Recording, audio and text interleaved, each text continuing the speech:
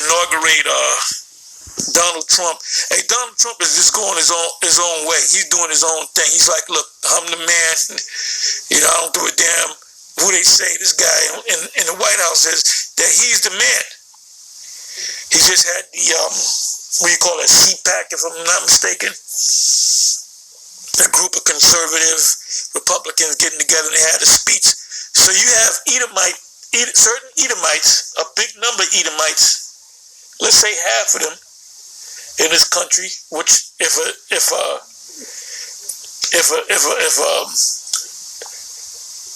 Satan be divided against Satan, how can that house stand? That house is Babylon the Great. So there's a split right now. So they're talking about raiding DC, raiding the Capitol building to put the true leader up in there, which is supposed to be this guy Trump. So, and that's why this guy Biden, when he was sworn in, and when he was the official date that he was sworn in, they had that big that thing that happened. So they had troops down there, and they have, I believe it was 25,000 troops, National Guard troops from the various states, and they had left, I believe, 5,000 troops because the talk is now that they're coming to raid DC again. So you really got two rulers. You got two kings. You got Biden, and then you got Trump, which Trump is only doing what his spirit tells him to do, because I strongly believe that that's this guy Nero Caesar. Spirits, just like the spirits of the prophets coming back, the spirit of man, the spirit of woman, the spirit of animals, all the spirits come back. Everything is reincarnated. So guess what? He has to be, in my belief, in my mind, this guy has to be Nero Caesar, because Nero Caesar was he was a hellraiser, man. I mean, this dude was a real major hellraiser. Now, if he's not Nero, he could be one of them other major, but he was damn sure one of them Caesars. And Biden was another Caesar. He was another Caesar. All these Caesars come back. This guy, Barack Obama, had to be one of them Caesars. So anyway, it says, let me read this again. Isaiah 33, verse 1, woe to thee that spoileth, and thou was not spoiled, and dealest treacherously, and they dealt not treacherously with thee, when thou shalt cease to spoil.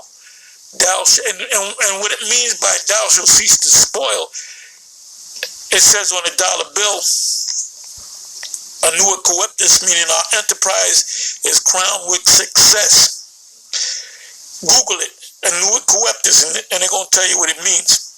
Our enterprise is crowned with success, or our endeavor is crowned with success.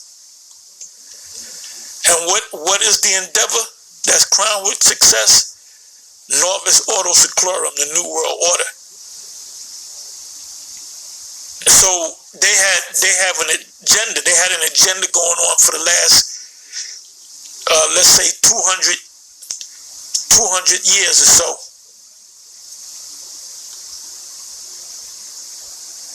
So when you have an agenda, you come to the pinnacle.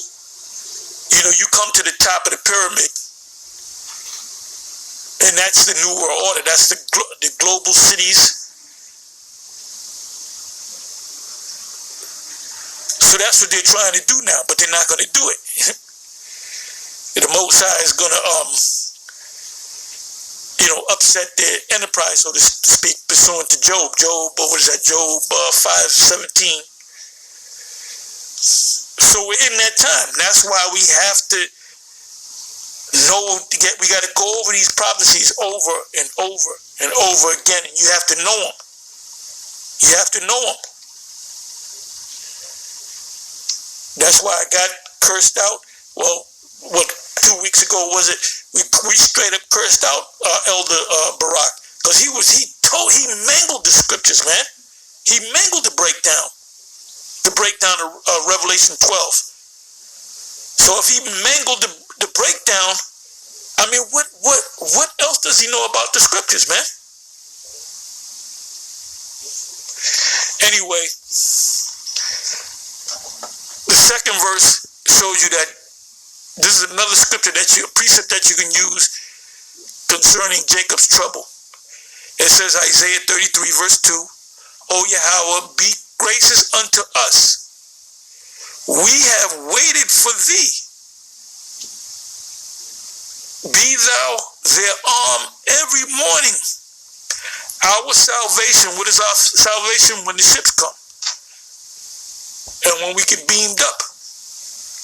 This is why we're doing that work, so we can give diligence to make that calling and election sure.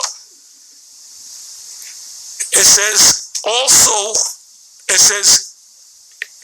be thou their arm every morning, our salvation also in the time of trouble. What trouble? Jacob's trouble. It says, be thou their arm, protection, every morning, our salvation also and the salvation is only one salvation. Like people say, well, there's more than one Jacob's trouble. No, there's only one Jacob's trouble. Daniel 12 and 1 and 2 speaks about Michael, and that's Jacob's trouble. That's when we're going to be delivered. There's only one. We had troubles, but we have yet to experience Jacob's trouble when Michael comes, because when we were in captivity, in slavery, Michael never came down and delivered no Jakes. When the Babylonians, came up against us, Michael the Archangel never came down. When the Romans took us over, the Greeks, the Hellenized Greeks made us eat pork and all that, and forced us not to circumcise our sons. That wasn't the time of Jacob's trouble. It was a time of Jacob's trouble, but it wasn't the time of Jacob's trouble. The time of Jacob's trouble is coming now, which cannot be compared to any time in the history of this planet. It said, be thou their arm every morning, our salvation also in the time of trouble. Salvation means to be saved, to be delivered. During what time? The time of Jacob's trouble. There's only one Jacob's trouble. There's only one time of Jacob's trouble. Jeremiah, the 30th chapter, we usually read Jeremiah 30 verse 7 and Jeremiah 30 verse 16. Every one of them shall go into captivity. Well, you got to read that whole chapter. It's a short chapter. I think it's under 20 verses long. And that whole chapter speaks about that same one event, which is Jacob's trouble.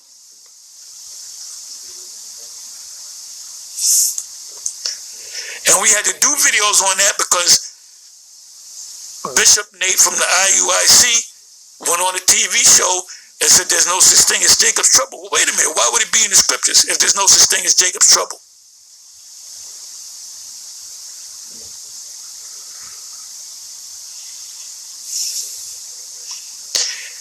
Anyway, with that, I'm going to say shalom. I just wanted to say a few words, and I'm going to continue through the spirit of the Most High, Yahweh B'Shem Yahushai.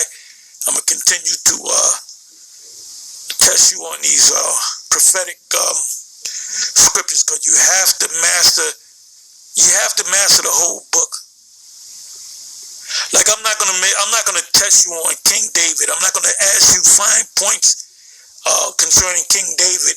Although you're supposed to know the history of King David, you're supposed to know the history of the kings, the prophets, the whole book. But your mindset is to be on these prophecies right now.